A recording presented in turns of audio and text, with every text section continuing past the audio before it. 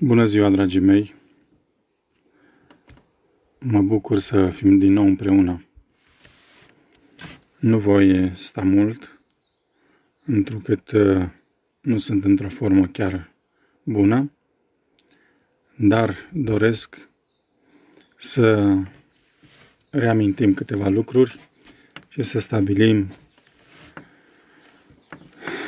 un fel de regulă generală pe care aș dori să o respectați pentru bunul mers al grupului și al partidului. Înainte de toate, vă salut și mă bucur că sunt din nou în mijlocul dumneavoastră, acasă, în țara noastră iubită.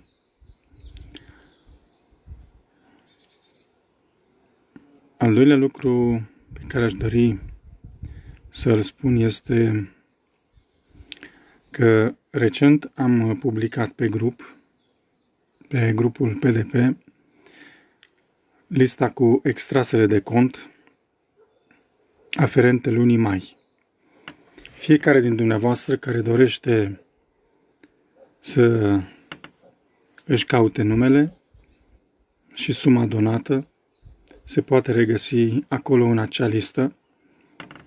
Mă refer la cei care au făcut donații înainte de 1 iunie. Aici aș dori să fac un mic comentariu și să aduc o lămurire. Au fost voci care au spus că eu vă mănânc banii sau ceva de genul acesta. Doresc să știți că eu nu am acces la cont, intenționat. Am făcut așa fel ca eu să nu am acces la cont. Există un singur titular cu drept de plin de acces la cont, care este secretarul partidului. N-am făcut și n-aș face așa ceva niciodată. Cum că eu trăiesc în munți, că mănânc slănină de foame și că trăiesc din donațiile primite. Nu a fost dislocat nici măcar un leu din contul partidului, iar eu, dacă am făcut acel live în acea dimineață cu slănină, roșii, ceapă, am făcut pentru că este ceva tradițional, într-un mediu natural, cu bucuria de a ne întoarce la mâncarea noastră tradițională. Aș dori ca persoanele care au astfel de bănuieli, astfel de dubii, să mi se adreseze în particular. Sau, mai bine, să contacteze pe doamna Gabriela, care este secretarul partidului, și să o ajute să se uite la operațiunile bancare, să vadă ce s-a scos, unde s-a dus, etc. Cu asta vreau să închei această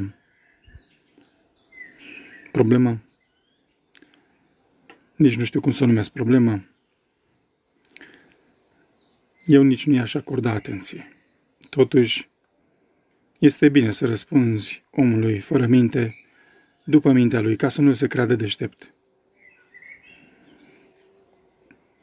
Așadar, vă rog să vă urmăriți depunerile pe extrasele de cont și acolo veți vedea cine a depus, cât a depus.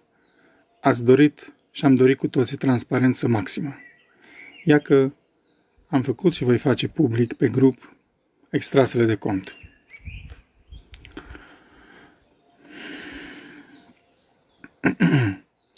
O altă situație ciudată pe care am întâlnit-o, mai ales în ultima vreme, este aceea că oamenii nu comentează în grupul partidului, ci dau share la linkuri, aduc linkuri de pe alte grupuri și le plasează în grupul nostru, în așa fel că suntem inundați, pur și simplu. Adminii noștri lucrează zi și noapte, nu au somn, lucrează până dimineața la 3-4 dimineața ca să șteargă, să gestioneze linkuri care mai aberante.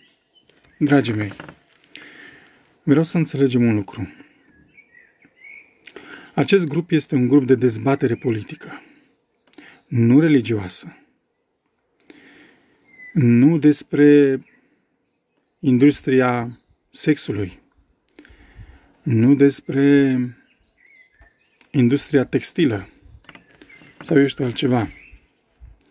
Nu facem publicitate altor partide, nu facem publicitate persoanelor care ne denigrează. Eu aș pune o întrebare care ține de logică elementară. Când tu știi că o persoană denigrează PDP și vii și faci publicitate, îi faci propagandă pe grupul PDP, eu ce să înțeleg? Cine ești tu care faci publicitate persoanei care ne denigrează? Ești cumva dintre ai noștri? În niciun caz. Te sfătui să te duci la aceia cărora le faci propagandă. Vreau să înțelegeți că nu ne dezvoltăm cu așa mare rapiditate tocmai pentru că avem niște reguli stricte de moralitate, avem niște reguli de etică pe care nu mulți le împlinesc. Dar pe noi ne interesează consistența, ne interesează substanța obiectului, nu volumul lui. Cu alte cuvinte, ne interesează să fim un grup solid, unit sufletește și psihic, spiritual, mental între noi, care să cunoaștem doctrina partidului, chiar dacă nu suntem mulți. Suntem 10.500. Este foarte bine. Nu fiți dezamăgiți. În 2 luni de zile, de la 200-300 de membri, am ajuns la 10.500. Acesta este un lucru foarte bun. Fără mijloace de comunicare mass media, fără propagandă, mare propagandă în social media, mergem bine. Nu vă dezamăgiți. Adminii noștri șterg zi și noapte persoane care vin cu vulgarități, cu obscenități. Au început să înjure, să aducă injurii doamnelor care administrează pagina, domnilor care de asemenea administrează pagina. Eu am ales oamenii aceștia pentru că am încredere în ei. Dacă nu-i respectați pe ei, nu mă respectați nici pe mine. I-am ales pentru că le-am dat girul. Și dacă îi înjurați pe ei, mă înjurați și pe mine. Vreau să fie clar un lucru. Persoanele care fac propuneri indecente doamnelor de pe grup, persoanelor care înjură, persoanelor care dă la draci, persoanelor care folosesc un limbaj trivial, vor fi șterse. Am spus că acesta nu este un grup de dezbatere religioasă, dar noi suntem creștini. Domnule, dacă nu ești creștin, nu veni aici. Dacă ești creștin, indiferent de denominațiunea ta, că ești ortodox, că ești protestant, că ești neoprotestant, vino aici. Dar dacă ai o moralitate probată, dacă poți să te abții măcar când comentezi pe grupul acesta, ești binevenit.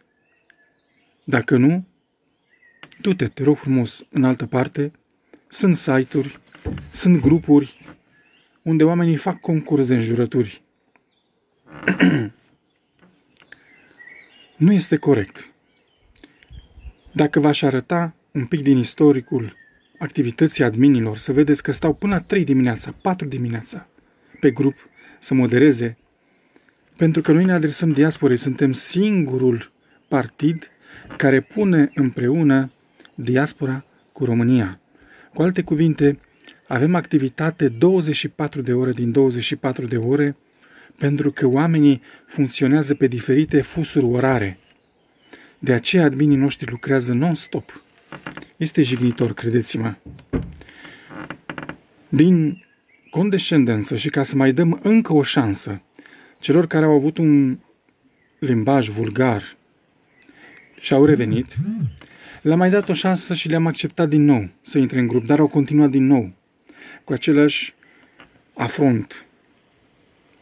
Păi de data aceasta, să știți un lucru, că voi spune eu, adminilor, ca adminul care va accepta din nou în grup, el însuși acela să vă radă din grup. Nu se poate așa ceva. Noi dorim să construim o nouă Românie, să construim o țară modernă pe principii de morală creștină și ne măscărim, ne batjocorim aici. Vă rog să înțelegeți, fără nicio supărare, cine nu se poate abține de la comentarii injurioase sau de atac la persoană, e foarte important ce spun cu aceasta. Fără atac la persoană. În politică nu se face atac la persoană. Respectați, vă rog, această regulă de bază și vom fi prieteni. Nu respectați această regulă de bază, nu veți fi în acest grup. Pentru că puțin rău nimicește mult bine. Ajunge un singur infiltrat ca să distrugă mult bine. De-a lungul anilor am reușit și zic că oarecum am căpătat experiență în stradă, cu bătăi, cu alergături, cu fel de personaje dubioase și infiltrate. Mai cu seamă că aceasta este profesiunea mea, să identific persoane infiltrate pe palierul național sau, uite, poftim acum pentru că este un caz particular, pentru că suntem în grupul acesta, să pot să-mi dau seama cum operează aceștia. Mă adresez celor care s-au infiltrat aici și au dat reclamații către Facebook pentru unii din oameni, dintre persoanele foarte active pe grup. Nu vă faceți iluzii că dacă încercați să-mi câștigați încrederea, eu vă și cred. Nu vă faceți iluzii să credeți că dacă mă lăudați, eu vă și cred. Am să vă spun un lucru foarte simplu.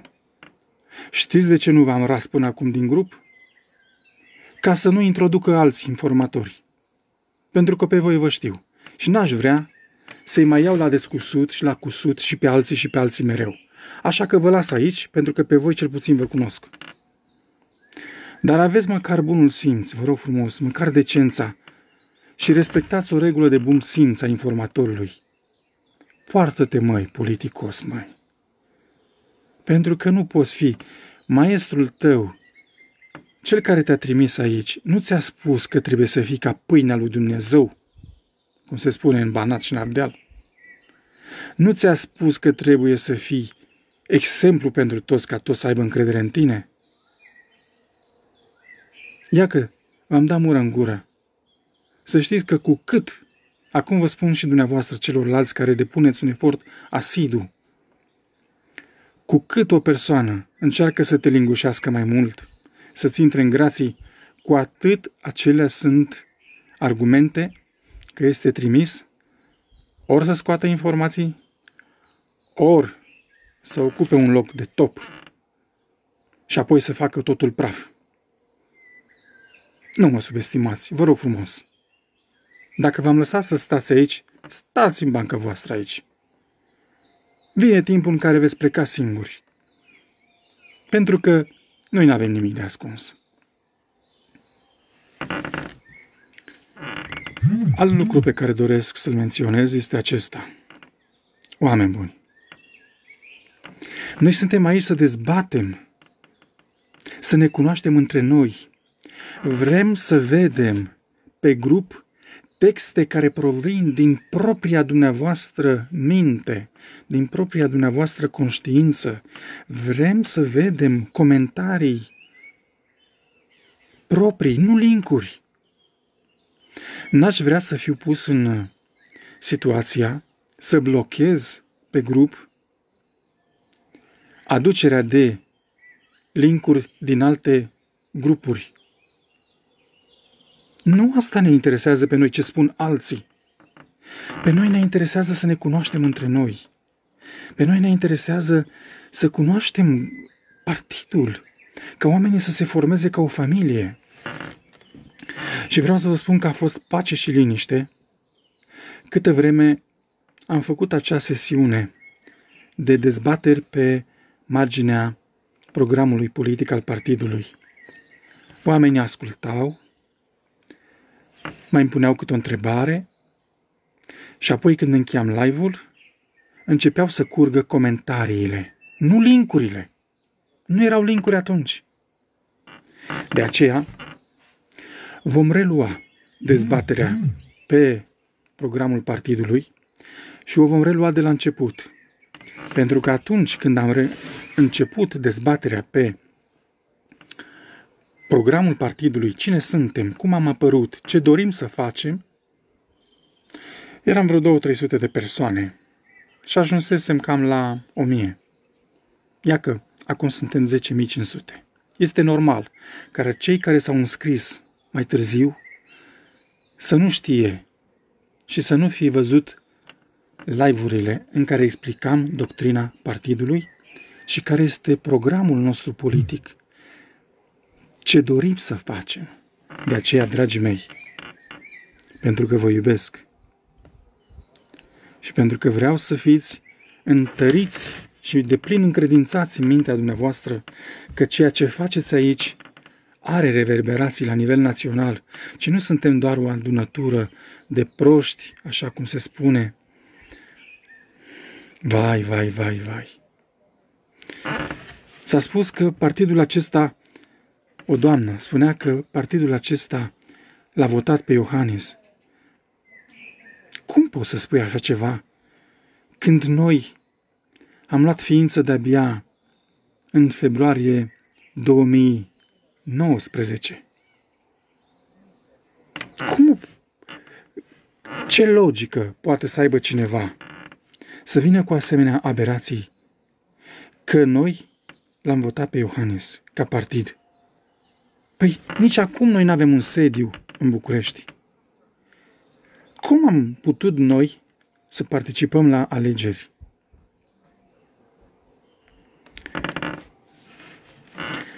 E grea logica asta simplă.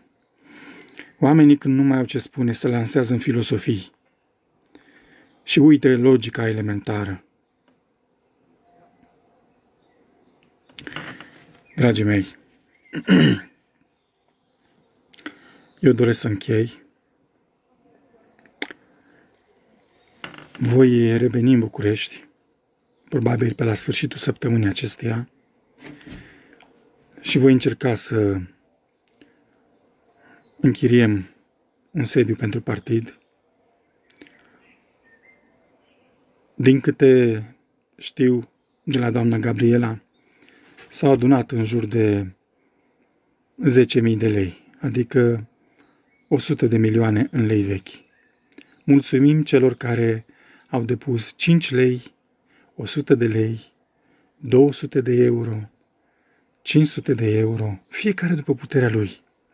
Aduceți-vă aminte ce a spus Domnul Iisus Hristos. Și de ce eu n-am vrut să pun cotizație aici? Am vrut ca totul să fie benevol, după puterea și disponibilitatea fiecăruia. Cum a zis Iisus când a văzut pe bătrânica aceea aruncând 2 bănuți în cutia de milă de la poarta templului. Adevăr, zic vouă, că văduva acesta, care a pus 2 bănuți, a pus mai mult decât toți ceilalți bogați, care au pus acolo pungi întregi de bani. Pentru că ea a pus tot ce avea ca să mai trăiască. Eu nu vă spun să puneți tot ce aveți ca să trăiți. Dar dacă cineva a pus 5 lei, felicitări, mai mult gestul contează. Și acum am să vă spun un mic secret. Am spus să depunem 1 euro, 2 euro, 500, fiecare cât poate. Pentru că cine depune 1 euro, omul acela va și vota. Îi rămâne fixat în minte că pentru partidul acela el a depus 1 euro. Valoarea 1 euro sau 5 lei, cum au pus mulți. Și va căuta pe lista partidelor PDP și Hora Unirii. Aceasta a fost logica. Vreau să înțelegeți lucrul acesta. Nu trebuie și nu alergăm noi după donații mari, bombastice. Nu. Noi dorim ca toți acești 10.000 de persoane să depună 5 lei, poftim, fiecare. Nu 7 să depună câte 1.000 de euro și restul nimic. Pentru că aici văd efectul, determinarea psihologică. Este adevărat că avem noi de rezolvat o problemă. CEC-bancul nu face operațiuni din acestea pe telefon, dar am vorbit cu Manu, care este vicepreședintele partidului, și mi-a spus că Banca Transilvania are sistemul acela de virament pe telefon cu SMS. Adică afișăm aici pe ecran un număr de 6 cifre sau nu știu cât și tu când tastezi pe telefon numărul acela, ți se duce din contul tău, de oriunde ai avea cont în bancă sau de pe telefon, o sumă de cât punem noi acolo, cât vrei tu să pui. Scrii acolo cifra respectivă și suma pe care o donezi. Încercăm să facem lucrul acesta pentru că eu îmi dau seama că mulți ar dori să doneze, dar le este foarte peste mână să se ducă la bancă, să stea la cozi, să facă declarații, să se ducă cu masca pe figură. Dumnezeule, ce aventură, ce batjocură! Pe căldurile astea să umbli cu masca pe figură. Da. Haideți să revenim la voie bună, să fim optimiști și nu uitați să vă rugați pentru unitatea românilor. Vă aduceți aminte câtă pace și liniște și câtă bucurie era între noi aici? Eram câteva mii de persoane și când intra câte unul care încerca să facă gălăgie, ceilalți îi spuneau, afară, aici nu se înjură. Ești singur aici. Și îl ignorau și pleca. Haideți să ne întoarcem la acele momente frumoase. Când noi ne rugam pentru unitatea românilor, pentru că așa s-a dezvoltat acest grup. De la un grup de rugăciune pentru România. Ok. Eu închei. Doresc ca Dumnezeu să vă binecuvinteze. Doresc ca El să ne călăuzească și să ne dea putere și să mergem din biruință în biruință. Și să nu vă temeți de amenințări, să nu vă temeți de obstacole, pentru că fără luptă nu există biruință. Doamne ajută!